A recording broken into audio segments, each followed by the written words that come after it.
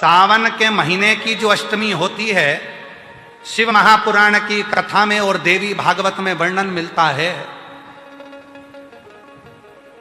देवी भागवत में और शिव पुराण में वर्णन मिलता है, अष्ट सिद्धि नवनिधि 64 योगिनी सारी विद्या नव देवी सब सावन के महीने की अष्टमी तिथि के दिन महादेव से मिलन करने आती हैं। भगवान देवाधिदेव महादेव 11 रुद्र के रूप में, 12 ज्योतिर्लिंग के रूप में, सहस्त्र नामावली के रूप में शिव उनसे मिलते हैं, उनसे मिलते हैं।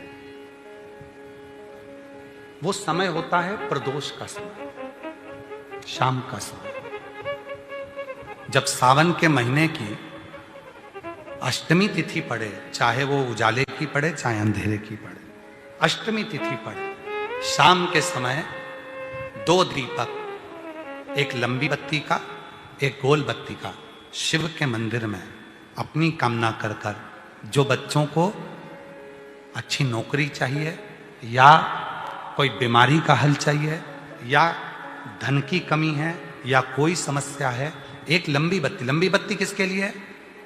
जम के बोलो, देवी के लिए। गोल बत्ती किसके लिए है? देव के।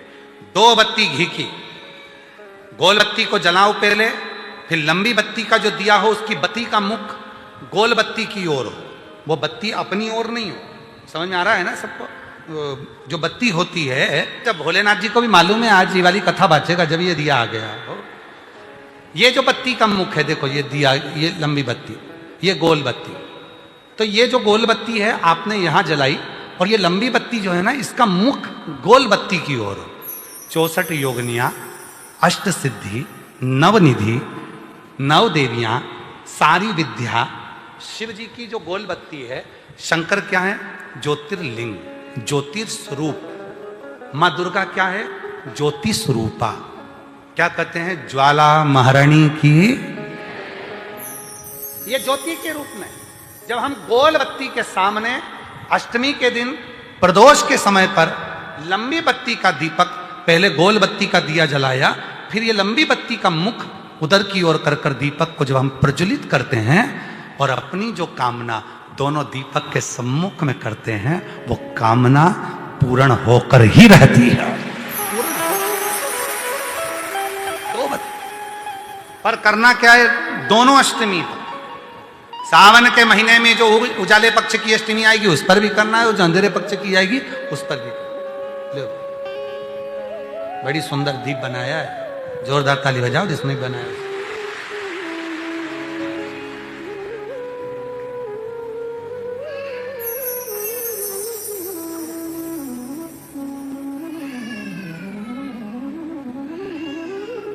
दीप उजाले पक्ष की भी अष्टमी लीजिए और अंधेरे पक्ष की भी अष्टमी लीजिए। कुछ नहीं करना, केवल प्रदोष काल में पहुंच जाओ बाबा देवाधिदेव महादेव के मंदिर में। एक दीपक, दोनों दीपक साथ में रखो। एक दीपक गोल बत्ती का पहले जलाओ, लंबी बत्ती का दीपक का मुख गोल बत्ती की ओर करो, प्रज्वलित करो और बाबा को अपने मन का भाव कहो। बाबा को अपने शमी के 5 पत्ते,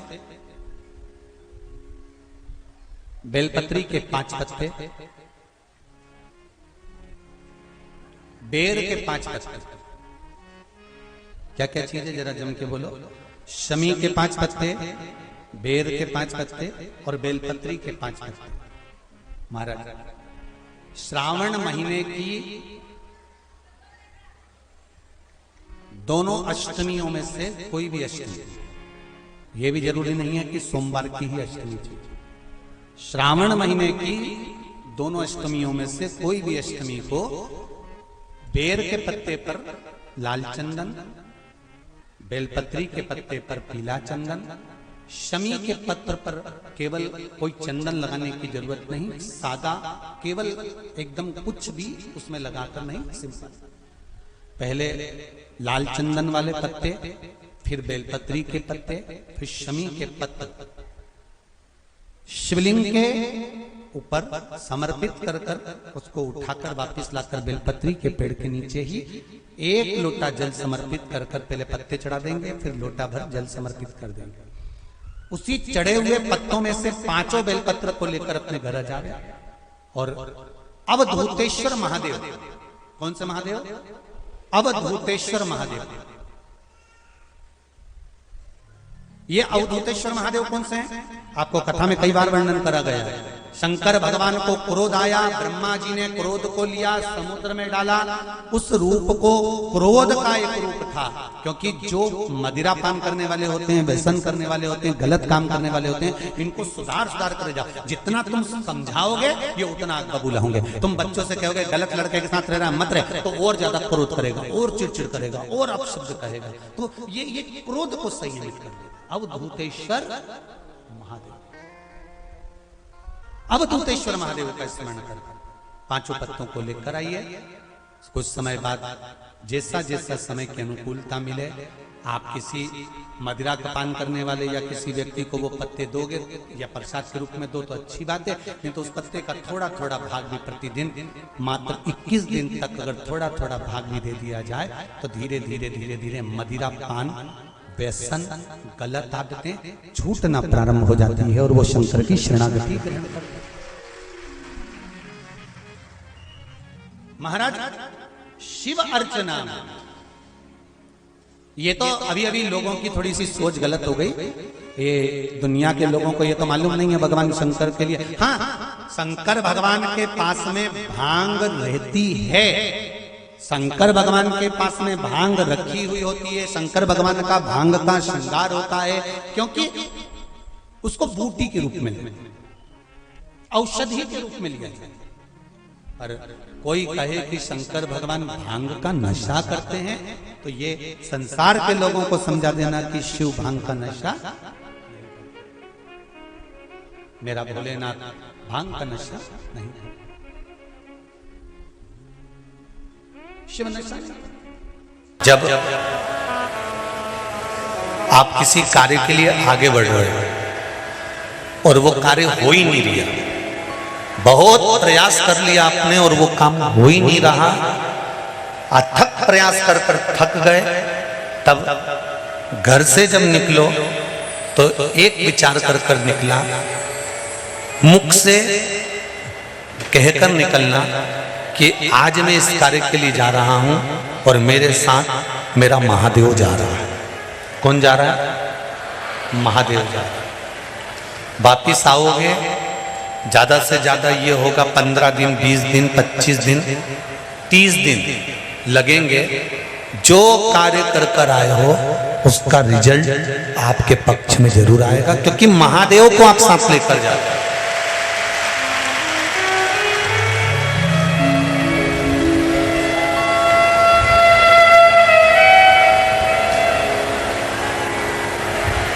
अगर हमने किसी की निंदा कर दी है, हमने किसी की निंदा श्रवण कर ली, हमारे मुख से हमने अपशब्द कह दिया, हमारे मुख से हमने किसी को ताना दे दिया, हमारे मुख से हमने किसी को गाली दे दी, हमारे मुख से हमने किसी को आड़ा टेढ़ा बोल दिया, तो दिन भर में कम से कम 3 बार या तो गंगा जी का स्मरण कर लेना चाहिए, हर हर गंगे, या फिर नर्मदे हर, और अगर ये भी नहीं कर सकते तो हर हर महादेव। 3 बार मात्र स्मरण कर लेने से जीव के मस्तक का जो पाप है वो क्षीण होने लगता है। समाप्त। तीसरे नंबर पर है भोले शंकर।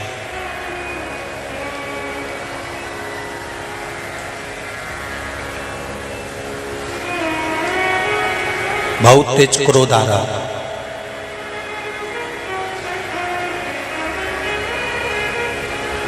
दो निर्णय पर आप बैठे हुए हो। एक मन कर रहा है इस लड़के से शादी करूं कि इस लड़के से शादी करें, इस लड़की से ब्याह करें कि इस लड़की से ब्याह करें, किराने की दुकान डालें कि जनरल स्टोर डालें, इस जगह पर नौकरी करूं कि इस जगह पर नौकरी करूं। उस समय पर जब 2 नाव सामने खड़ी है और एक नाव पर सवार होना है, उस समय पर एक बेलपत्र लेकर, भोले शंकर का नाम लेकर, एक बेलपत्र लेकर, भोले शंकर का नाम लेकर, बेलपत्र के पेड़ के नीचे ही रखकर निर्णय ले लिया करो। वो निर्णय तुम्हारा सफल होगा, कभी भी निष्फल नहीं। एक बेलपत्र का बल कितना प्रबल है, स्कंद पुराण भी कहती है कि बेलपत्र का एक पत्ता, मात्र केवल एक बेलपत्र का पत्ता हमारे जीवन में सुख प्रकट कर देता है। दुनिया का कितना भी दरिद्र व्यक्ति हो,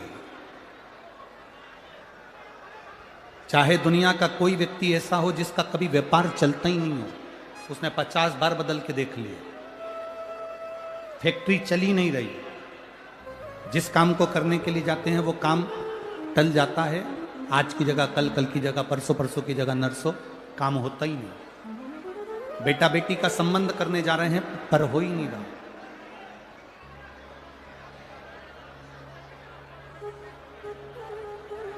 कितना भी दरिद्र से दरिद्र व्यक्ति, कितना भी दीन से दीन व्यक्ति, एक नियम वो अगर अपनी जिंदगी में बना ले, प्रदोष काल में, प्रदोष के समय पर बेलपत्री के वृक्ष के नीचे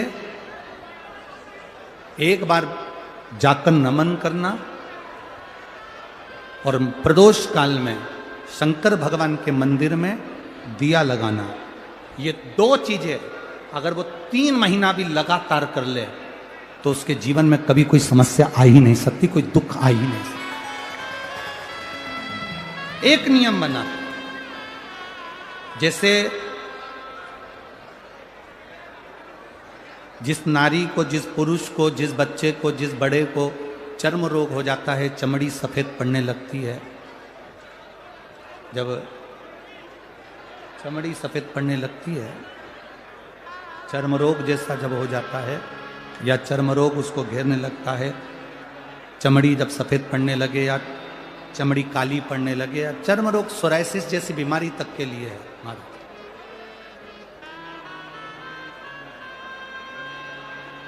बेलपत्री के वृक्ष के नीचे की मिट्टी, बेलपत्री के वृक्ष के नीचे की मिट्टी, उसको जिस पात्र के अंदर शिवलिंग बनाने के लिए हम गलाएं, जिस पात्र के अंदर हम शिवलिंग बनाने के लिए उसको गलाएं, और शिवलिंग का निर्माण कर कर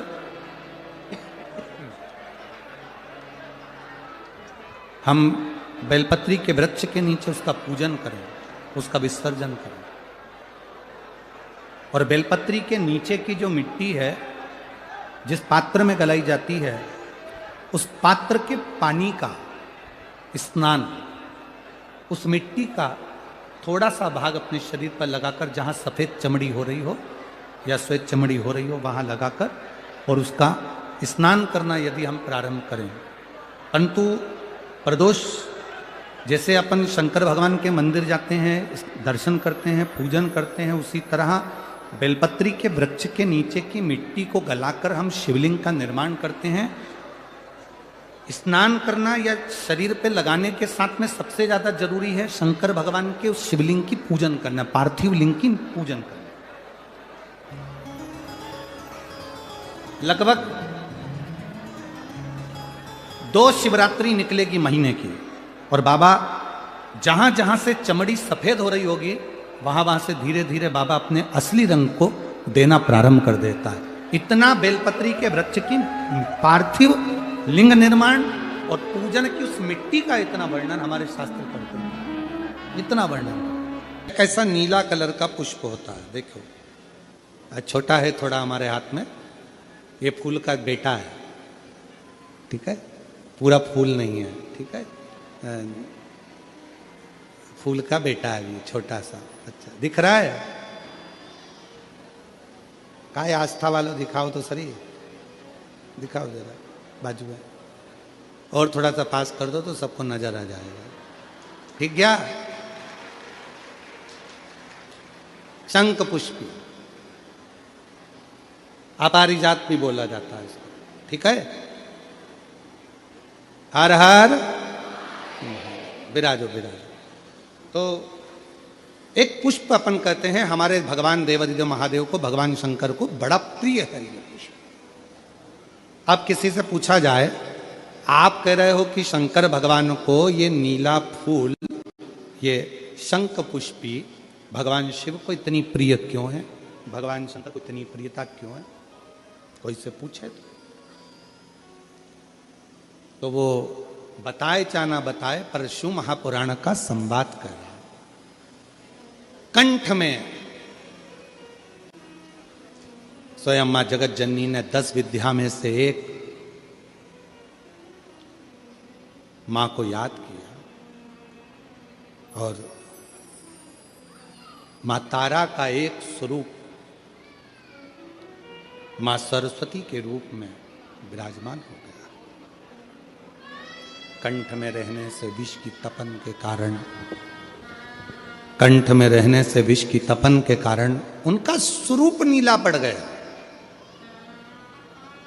और जब उनका स्वरूप नीला पड़ गया तो भगवान देवादिदेव महादेव ने कहा, सुनो पार्वती, संसार के लोग, भूमंडल में रहने वाला यदि कोई भी मानव जिसकी विवेकता, बुद्धि, विचार, सोच, ज्ञान थोड़ा सा भी अगर उसमें कम है, तो वो नील सरस्वती का यदि आवाहन करे, मां नील सरस्वती स्तोत्र का पाठ करे, मां नील सरस्वती की स्मरण करे, तो उसकी विवेक, उसकी बुद्धि तीव्र होती है, श्रेष्ठ होती है। और सुनो पार्वती, यदि मान लो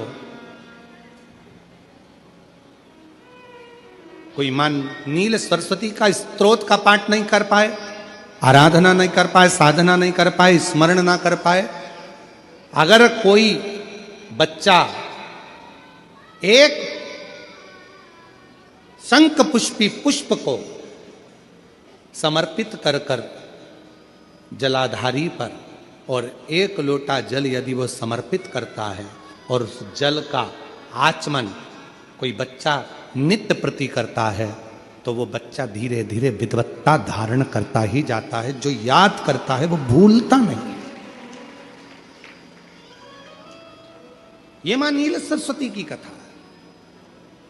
2 सरस्वती का दर्शन आपको और हमको होता है, 2 सरस्वती का स्मरण आप और हम करते हैं। एक सरस्वती जो स्वयं श्वेत वस्त्र धारण करी है, हंस पर बैठी हैं और बड़े आनंद के साथ में मां सरस्वती का सुंदर स्वरूप है। पर एक सरस्वती ऐसी हैं जो नीला उनका स्वरूप है, और नील सरस्वती के रूप में उनकी पूजन होती है। मां नील सरस्वती महाराज,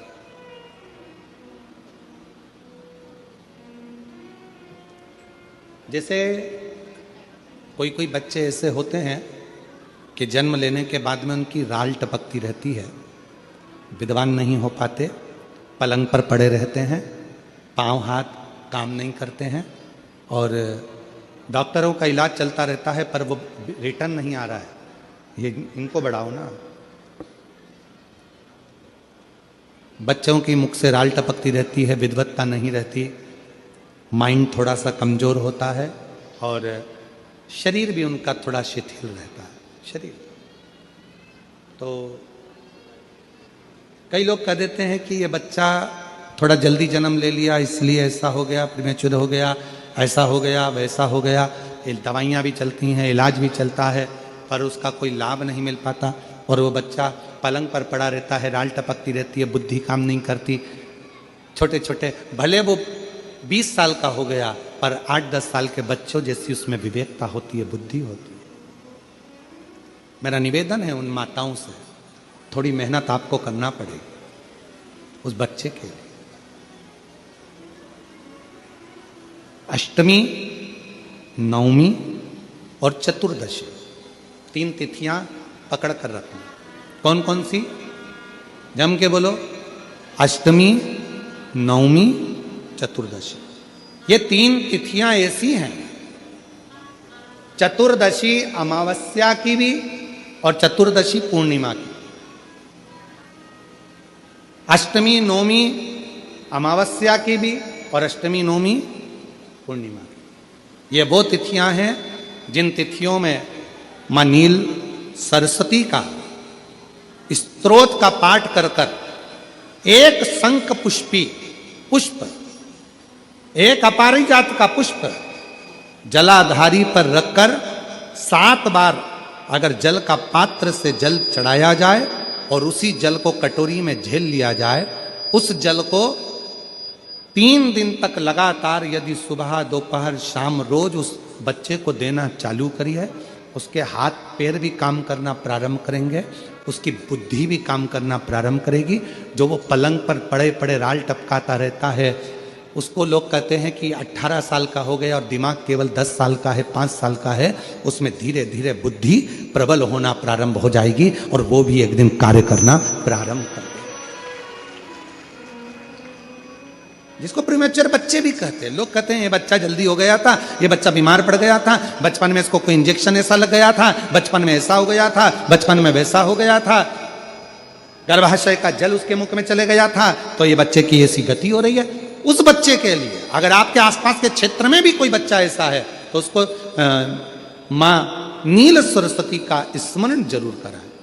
और अगर आप लोगों के पास में मां नील सरस्वती का स्तोत्र का पाठ ना मिले तो प्रयास करिएगा, मोबाइल पर सर्च कर कर मां नील सरस्वती का स्तोत्र भी निकाल सकते हो। बाजार में से गीता प्रेस गोरखपुर की किताब में भी ला सकते हो, पढ़ भी सकते हो, घर में उसका स्तोत्र का पाठ भी कर सकते हो। मां नील सरस्वती स्तोत्र का स्मरण और बड़े भाव के साथ करें स्मरण।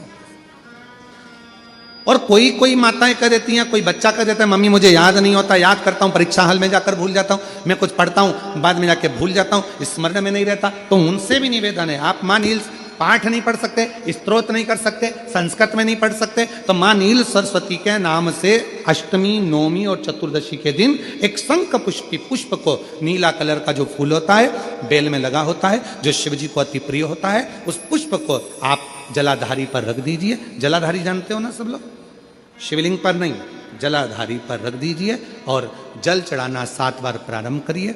बाबा देव अधिदेव महादेव आपको याददाश्तता में प्रवर करेगा। परीक्षा हॉल में जितना तुम याद कर कर गए हो, अच्छी मेहनत कर कर गए हो, तो भूलोगे नहीं, तुम्हारी बुद्धि तीव्र होती चली जाएगी, प्रबल होती चली।